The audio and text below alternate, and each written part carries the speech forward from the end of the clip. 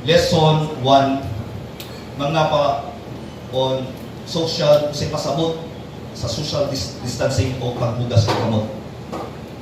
Ikaduha, unsay community quarantine, mao to ako ang i-share nito. Naginahanglan ko sa inyong tabang o ikaw na tuyo na akong ipatawag ng tanan kay kinahanglan lang bayanihan din kita para ato ang malupig sa COVID.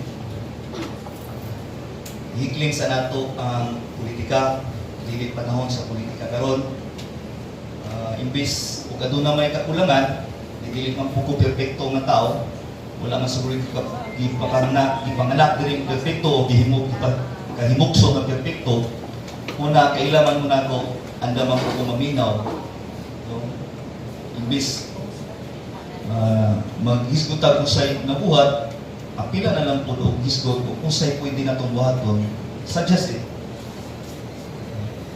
Kaya kung maghisgot kung sa'y mga nabuhat, ako naman ihanay tanan, ang ganin ay timeline kung sa'y na ang mga response batok nini. Gani, kung gamay na hibalan, si usa ka rehistrado nga nurse, ako pong i-apply nini. Wala na nakatabang ako ang gamay background isip ko sa nurse. Lesson number 1, social distancing and hand washing. Unsa ang social distancing? Mutanan na siya. Tubag, ang paghatag o distansya sa laing tawo nga dili muminos sa usa ka metro o 3 ka feet. Ikaduhang pangutana, nganong pangontra ang social distancing sa COVID-19? Ang tubag niini, ang pagtakod sa COVID-19 pinaagi sa droplets o mga pinisik sa laway o sipon.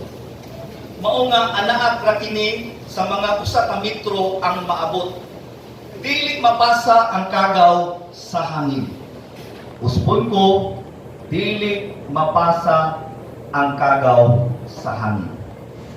Ikatulo, kung ang usa mo palayo kapin sa metro, dili na kini maabtan sa pinisik.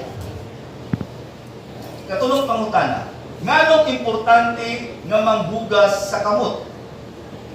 Ang tubag niini, ang mga pinisik sa laway o sipon, bisan uga, o nahimong na ugan, na, mahimo nga anaa gihapon ang kagaw.